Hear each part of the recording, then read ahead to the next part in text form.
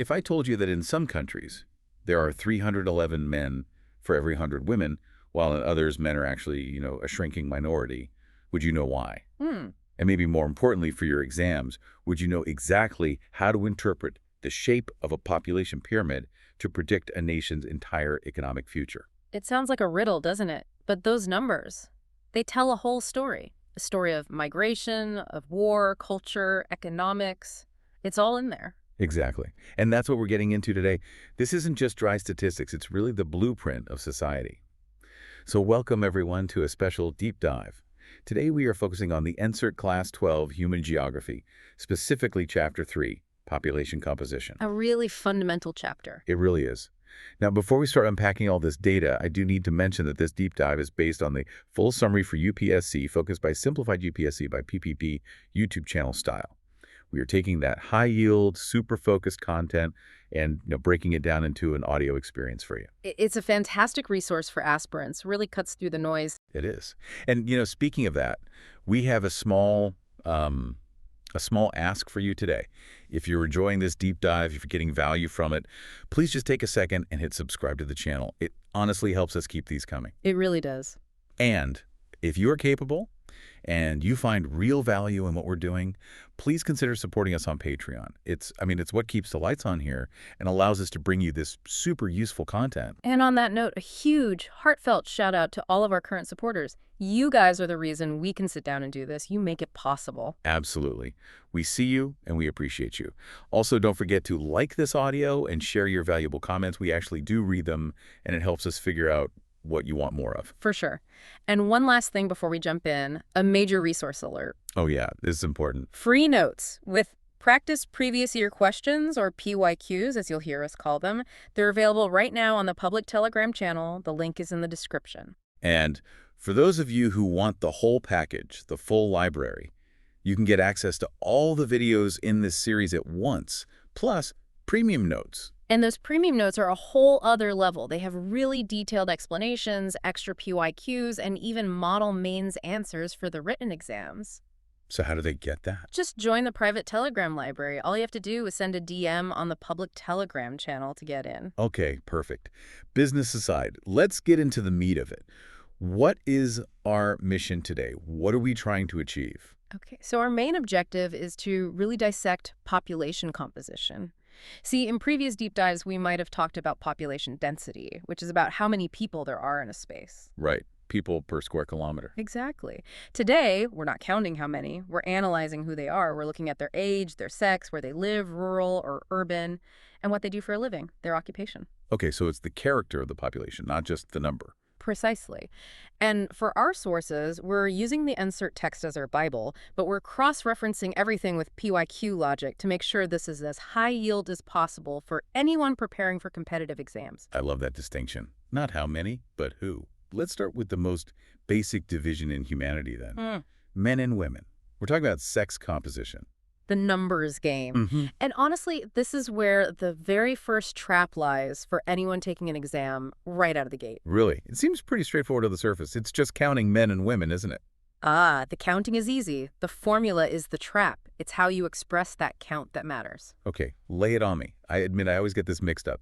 When we talk about sex ratio, are we talking about men per women, or is it women per men? Because I feel like I see it written differently depending on, which report I'm reading. And that confusion is exactly what the examiners prey on. It's a classic trick question. Yeah. You have to be extremely careful, especially for prelims, because the definition actually changes depending on where you are on the planet. Wait, really?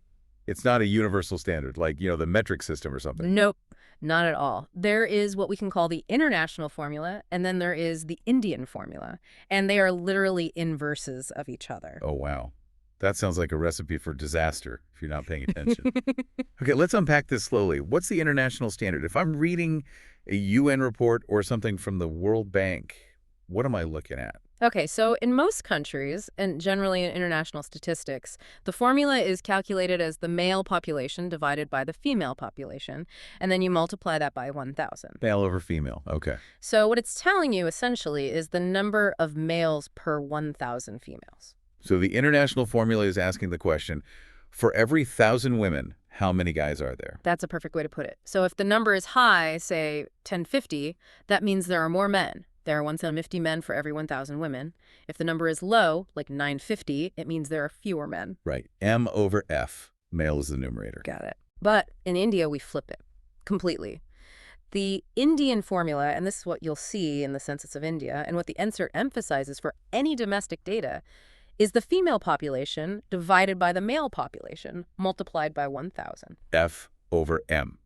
Okay, so we're measuring the number of females per 1,000 males. Exactly. That is a massive difference in perspective. So if I see a high number in the Indian context, say 1020, that's actually a good thing for the ratio. It means there are more women. Generally, yes. Yeah. A higher number in the Indian formula means more women per 1,000 men. A higher number in the international formula means more men. It's totally inverted. So why do we do it differently? Is there a specific historical or social reason for that? There is. It's partly historical convention, but it also reflects the specific demographic concerns of the region. In India, the major societal concern for decades has been a deficit of women, a declining sex ratio. The missing women phenomenon. Exactly. So by measuring how many women are there for every 1,000 men, the formula immediately puts the focus on that scarcity. It highlights the problem directly. That actually makes a lot of sense. So if the number is, say, 943, which was India's number in the 2011 census, you instantly know we are missing 57 women for every 1,000 men. The gap is right there in the number. Precisely. Whereas the international format, by putting the male population in the numerator, sort of frames men as the default variable. So, rule number 1 for your notes, and you should probably underline this, always check which formula the data is using. Right. If the question doesn't specify, look at the context. Are they talking about global trends, comparing different countries? They're probably using the international formula. Are they talking specifically about the Indian census or a state within India? They're using the Indian formula. Got it. Context is king. Okay, speaking of global trends, let's talk about those extremes I mentioned in the intro. You have these wild disparities across the globe. The source material brings up this amazing Latvia versus Qatar contrast, and the numbers are just staggering. It's the most striking example in the world, I think. It perfectly illustrates how economy and history can completely overwhelm biology. Let's start with Latvia. Okay, refresh my memory. Where's Latvia again? Is it a Baltic nation? Yes, exactly. Northern Europe on the Baltic Sea. Now, Latvia has the highest sex ratio in the world in favor of women. There are only about 85 males for every 100 females. 85 men for every 100 women? That's a huge gap. So if you're walking down the street in Riga, the capital, are you visibly seeing more women? Statistically, yes. Especially as you look at the older age brackets, the disparity becomes even more pronounced. So what's the reason? Is it something genetic? Or are they just birthing fewer boys? No, it's rarely genetic on a national scale like this. The reasons are historical and demographic. The NCERT attributes it to two main things. First, the general status of women there is better, so survival rates are high. But the really big factor is a long history of excessive male-dominated outmigration. So the men are leaving the country. Yes. For decades, men have been leaving Latvia to find work in other parts of Europe. Plus, you have to consider the legacy of the 20th century. The world wars had a devastating impact on the male population in that part of the world.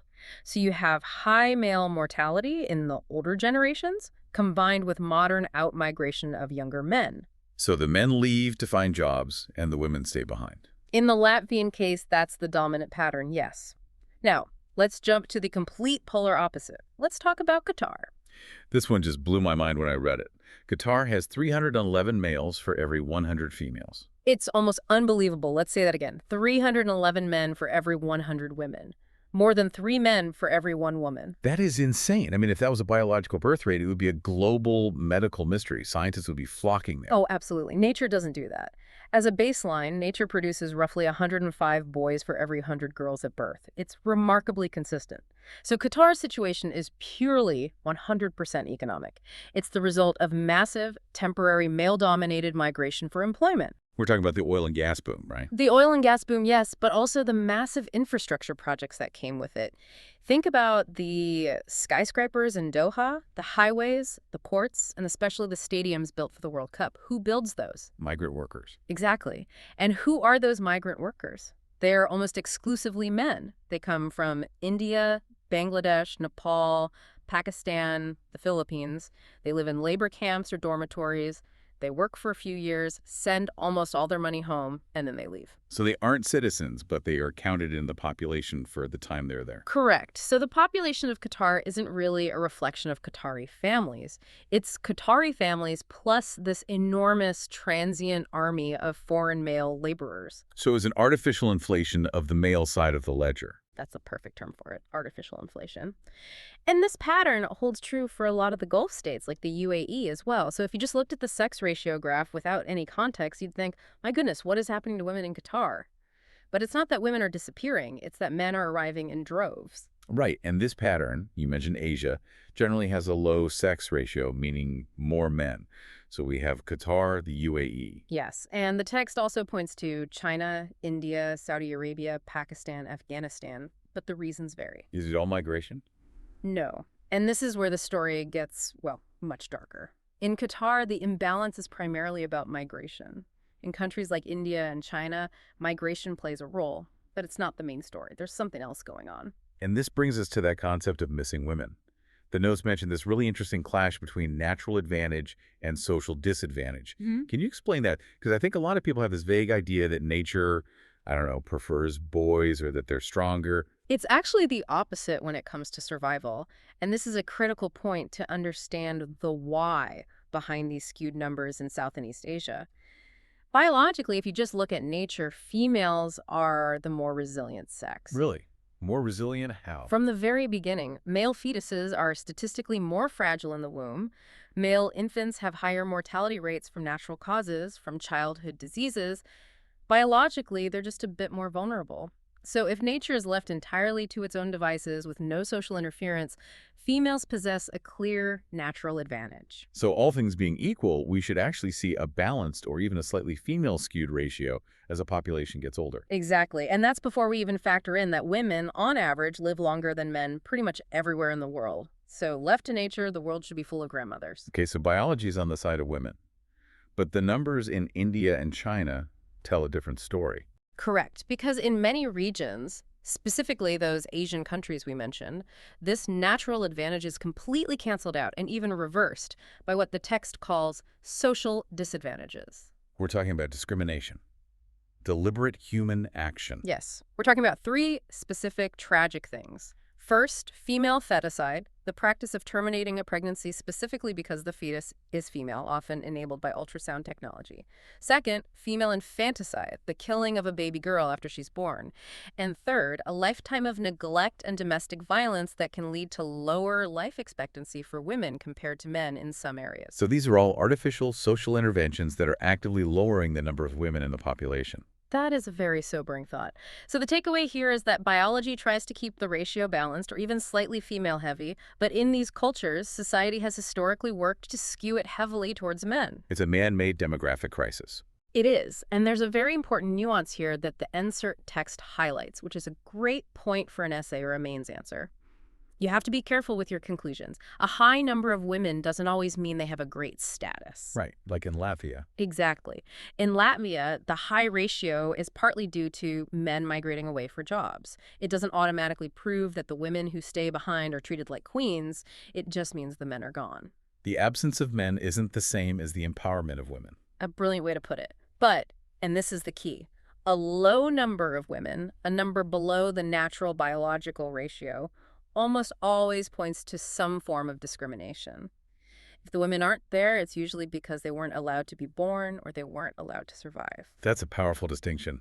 Low numbers are a definite red flag for social crimes. High numbers might just be a sign of economic migration. You've absolutely got it. That's the core concept. Okay, that's a lot to think about. Let's shift gears a little. Let's move from gender to age. This feels like the next layer of the onion. If sex composition tells us about discrimination and migration, what does age structure tell us about a country? It tells us about the future. The age structure is the crystal ball of demographics. It tells you what a country's economy and society will look like in 10, 20, or 50 years. And to understand it, we generally divide the population into three big buckets. Yes. And these buckets aren't random. They're not just arbitrary numbers. They are based on economic dependency. Okay, so let's start with bucket number one, the kids. This is the 0 to 14 years group. Right. We call this the young or the dependent population. And the word dependent is key. Why are they dependent?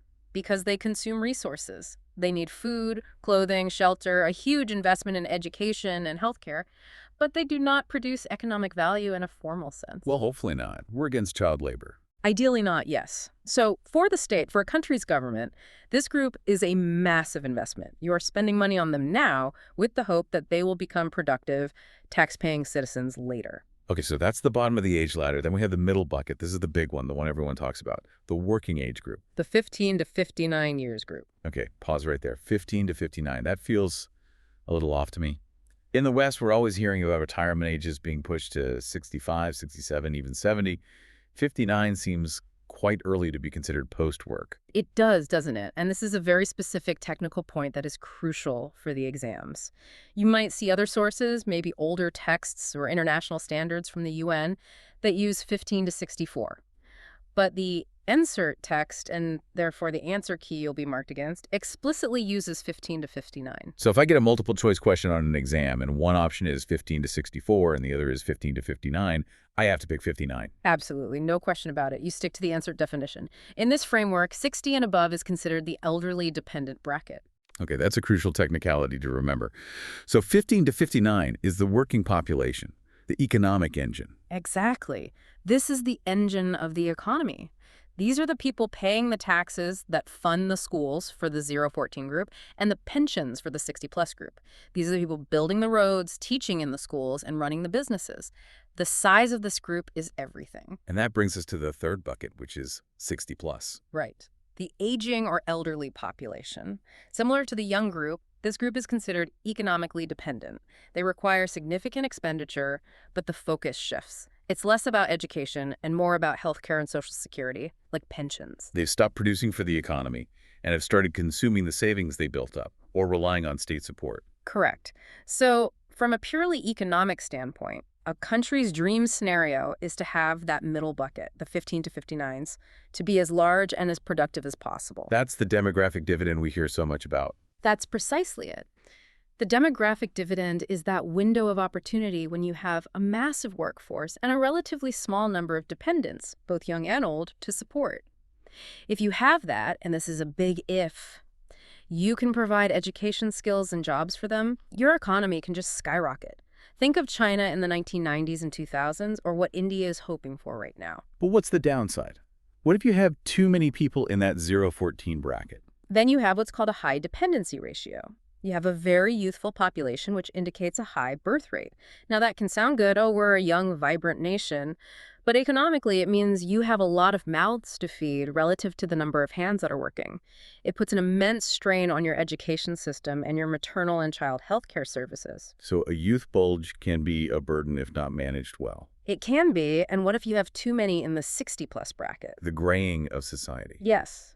You have an aging population, and this is a relatively new phenomenon in human history, really only taking off in the 20th and 21st centuries. Because we stopped dying of simple infections and started living longer? Exactly. Medical science, sanitation, nutrition, it all improved dramatically. People are living into their 80s and 90s. But here's the kicker.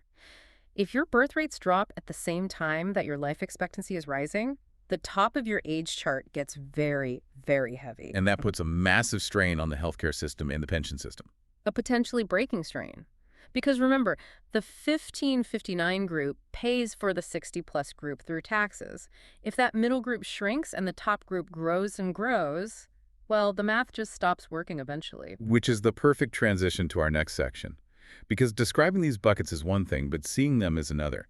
The best way to understand all of this is the age-sex pyramid. The population pyramid. It's one of the most elegant and useful tools in a geographer's entire kit. It's basically just a bar chart, but it's turned on its side and split in two. So for everyone listening, I want you to visualize a graph.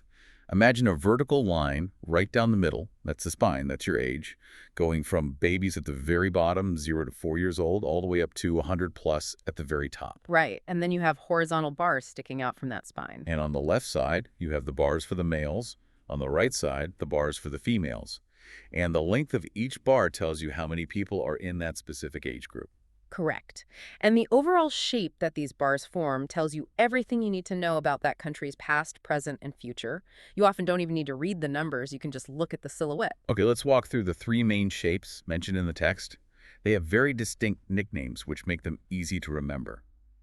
Type 1, the triangle.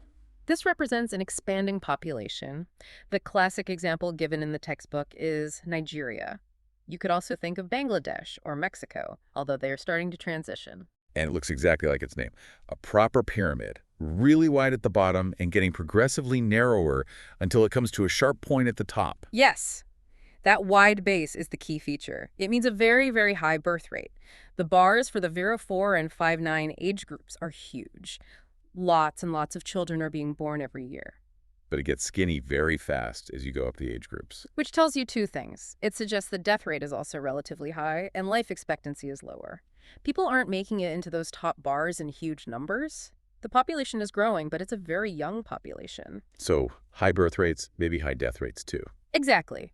This is typical of less developed countries. If you are the government of a triangle country, your biggest headache is building enough schools, training enough teachers, and finding enough pediatricians for that massive base. Right, your focus is on the youth. Now let's move to type 2, the bell.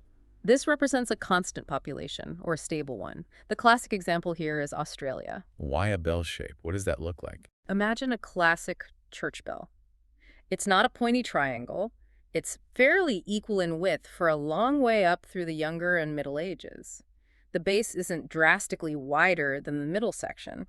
And then, of course, it tapers off at the very top as people reach old age. So the number of kids being born is roughly the same as the number of people in their 30s or 40s. Pretty much. This shape tells you that the birth rate and the death rate are almost equal. The number of people being born is just about replacing the number of people who are dying. So the total population size isn't really changing much. It's stable. The Goldilocks zone. You could call it that. Not too many kids straining the school system, not too many elderly people straining the pension system. But it's a very difficult balance to maintain. Most countries pass through this stage on their way to the next one. And that's type 3, the one that scares economists. The urn, or as it's sometimes grimly called, the coffin shape. This represents a declining population. The prime example, the poster child for this, is Japan. So what does that look like? Yeah. An urn. Visualize a clay urn or a vase. The key feature is a narrow base. The bottom bars, the children, are actually shorter than the bars in the middle for adults. So you're saying there are fewer babies being born today in Japan than there were 30 or 40 years ago? Significantly fewer. This pyramid shows you low birth rates and low death rates. The population growth is 0, or in Japan's case, it's actually negative. The country is shrinking. The bulk of the population is in the middle or increasingly shifting towards the top. This connects directly back to that aging population concept we just talked about. This is the visual representation of it. It is. When you have a narrow base like this, you simply don't have enough young people entering the workforce to replace the large number of people who are retiring at the top.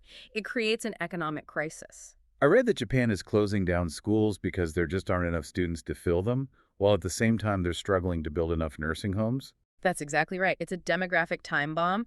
They're having to completely rethink their social security and healthcare systems. It's one of the reasons Japan is a world leader in robotics. They are desperately trying to invent robots to take care of the elderly because there won't be enough young humans to do it. It's fascinating how a simple shape on a graph can predict a robotics boom.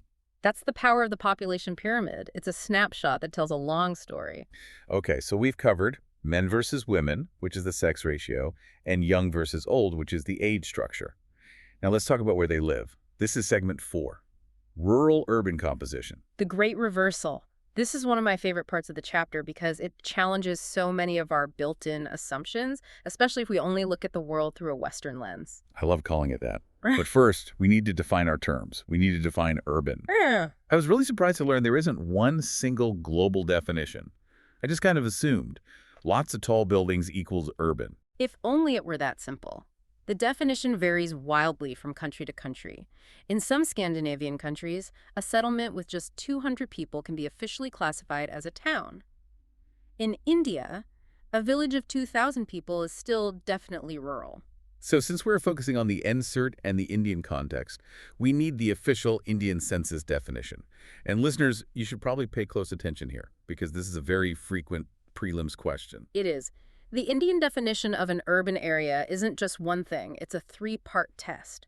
A place has to meet all 3 criteria to qualify. Okay, hit me. What's the first condition? Condition 1 is the easiest, a minimum population of 5,000 people.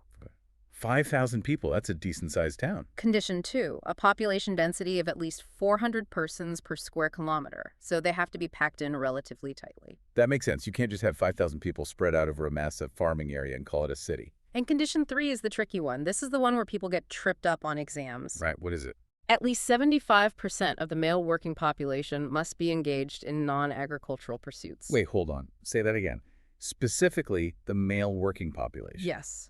The definition explicitly specifies male workers, not the total workforce. Why?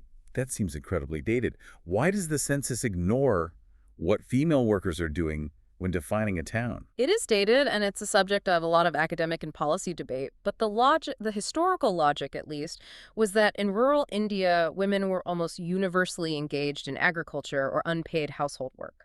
So measuring male employment was seen as a sharper, more accurate indicator of whether the fundamental economy of that place had shifted away from farming and towards industry or services. So just to be clear, if you have a town where, say, all the women work in a new clothing factory, but more than 25% of the men are still farmers, that town is still classified as rural. Technically, by that strict definition, yes. It shows you how these official definitions construct our reality.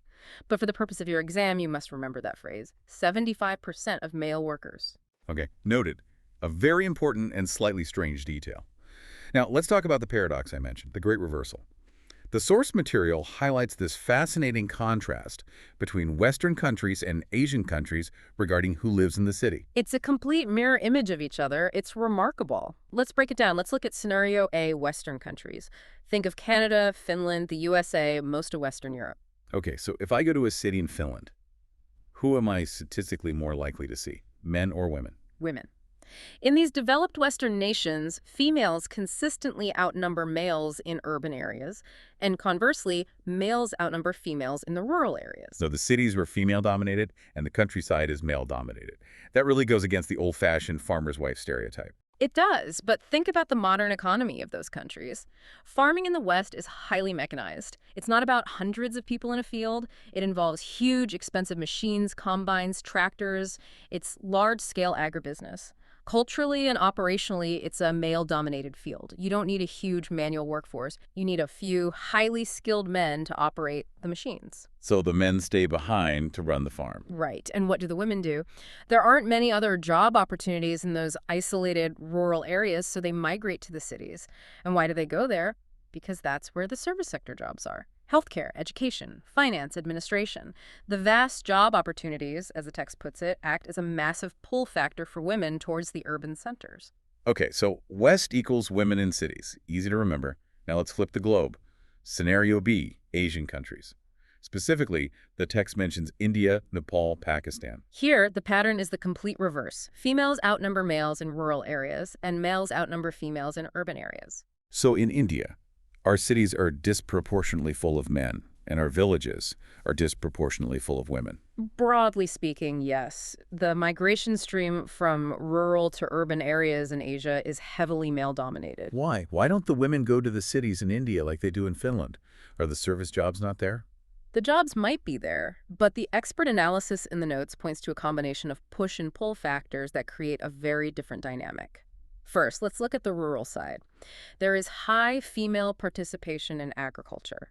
In India, women do a huge amount of the actual farming, work sowing, transplanting rice, weeding, harvesting, taking care of livestock. They are the backbone of the rural economy. So they are needed in the village to keep the farm running. Yes. But there's also a pushback factor from the cities, or maybe a better way to put it is a barrier to entry for women. What's stopping them? The textbook points to two critical factors: housing and security. Let's talk about housing. The cost of living in major Indian cities is astronomically high compared to rural incomes. Decent, safe housing is scarce and expensive. So when a man migrates from a village in Bihar to Mumbai or Delhi, he often lives in a tiny shared room in a slum or an informal settlement, saving every single rupee to send back home to his family. It's simply not a suitable or affordable environment to bring a wife and children into, at least not initially. Right, it's pure economic survival mode, not family life mode. And then, very significantly, the text explicitly mentions lack of security in cities. There is a real and perceived threat to women's safety in urban public spaces. This cultural and safety concern discourages single female migration and even the migration of the whole family in the early stages. The village is seen as a safer place for women and children. That is a huge aha moment right there. It explains so much about the social fabric of our cities. It helps explain why our cities can sometimes feel so aggressive or so male-dominated in public spaces. The numbers bear that out. It creates these deeply gendered spaces. Rural areas become, in a sense, feminized in terms of population, while urban centers become hyper-masculinized. And that must have massive social consequences. Massive. It leads to fragmented families, children growing up with fathers they might only see once or twice a year during festivals. It puts immense pressure on women left behind. It's a major social issue that is rooted in this simple demographic data point. Wow. Okay, moving on to our next segment, segment 5. We've looked at who they are by sex and age and where they live. Now let's talk about what they know and what they do. We're talking literacy and occupational structure. Literacy is the foundation. It's the bedrock. You simply cannot build a modern, knowledge-based economy without a literate population. But again, just like with the term urban, we need the specific Indian definition. Lay it on me. Is it just about being able to sign your name? No, that used to be the old, very low bar. But the current official definition is, the literacy rate is the percentage of the population aged above 7 years. And you have to note the age, it's above 7, who can read, write, and do arithmetic calculations with understanding. With understanding. That's the key phrase there, isn't it? So rote memorization of the alphabet doesn't count. Correct. It has to be functional. Can you read a bus schedule and understand it? Can you read the instructions on a medicine bottle? Can you calculate your change at the store? That's what with understanding implies. And why is this specific data point so important for a geographer or a planner to look at? Because literacy is a powerful barometer. It's not just about reading, it's a strong indicator of the standard of living. It reflects the social status of women, since female literacy almost always lags behind male literacy in developing nations. And it's a direct measure of the success of government policies on education. You can't have a developed economy with an illiterate workforce. It's impossible in the modern world. Now, speaking of the workforce, let's look at the occupational structure. The source breaks this down into different sectors, and they are color-coded with collars, which I love. It makes it so much easier to visualize the economy. Yes, the collar system is a great shorthand. It helps us visualize the evolution of an economy. Let's run through them. I see 5 levels here in the notes. First up, the primary sector. These are the red-collar workers. This involves getting things directly from the earth, so agriculture, forestry, fishing, and mining. Why red collar? Is there a reason for the color? The idea is that it's associated with outdoor work. You're out in the sun, you get your hands dirty, it's very physical. In primitive economies, almost everyone is a red-collar worker. Okay, that makes sense. Next up is the secondary sector. These are the blue-collar workers. This is all about manufacturing. It's taking the raw material, the wood that the red-collar worker chopped down, and turning it into something else, like a chair. So this includes factory workers, construction workers, artisans. Blue for the classic blue denim overalls of a factory worker. Exactly, the classic industrial uniform. Then we get to the tertiary sector. This is often called pink collar, though it also includes many white-collar jobs. This sector doesn't produce a physical thing, it provides a service. So this includes trade, transport, communication, healthcare, education, tourism. Why pink? Where does that come from? Historically, it was associated with service jobs that were often feminized in the mid-20th century jobs, like nursing, secretarial work, teaching. The term is a bit dated now, but it's stuck around. Today, it covers everything from a truck driver to a banker to a hotel manager. And now we get to the really modern stuff, the quaternary sector. This is white collar in its purest sense. This sector is all about information and knowledge. Research, information technology, software development, consulting. You aren't moving things, you are creating and moving data and ideas. The knowledge economy.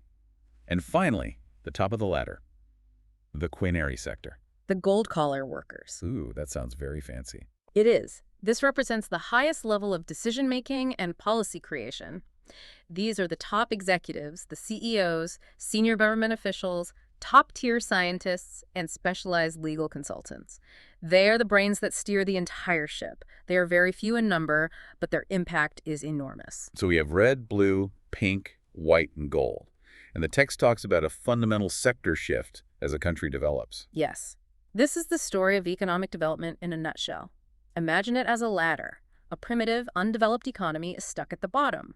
Almost everyone is in the primary sector, engaged in subsistence farming. Right. As an economy develops, you see a shift. People move from farms to factories. That's the shift from primary to secondary.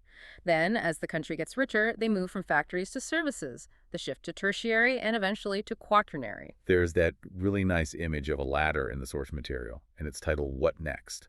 It shows a young person looking up a ladder. Exactly. That image perfectly captures the idea of development as climbing this ladder. As a country's workforce moves up the ladder, the value they add to the economy increases, and typically the standard of living improves for everyone. But does this shift mean we just stop growing food? Does the primary sector disappear? That's the potential danger, but what actually happens is that the primary sector becomes incredibly efficient. You don't need a lot of people. In a highly developed country like the US, less than 2% of the population works in farming, but because of technology and mechanization, they produce enough food to feed the entire country and export a massive surplus. In India, by contrast, a huge chunk of the population is still in agriculture. So the goal of development policy is to help people move up that ladder. Generally, yes. The goal is to move people from low productivity, low-income jobs like subsistence farming into higher productivity, higher-income jobs in manufacturing, services, or the knowledge sector. That's how a GDP grows. Okay, we have covered a ton of theory. We've dissected the definitions, the paradoxes, the pyramid shapes, and the colors of our jobs. But we promised at the start that this would be high yield for aspirants. So let's enter the dedicated exam zone. Let's do it.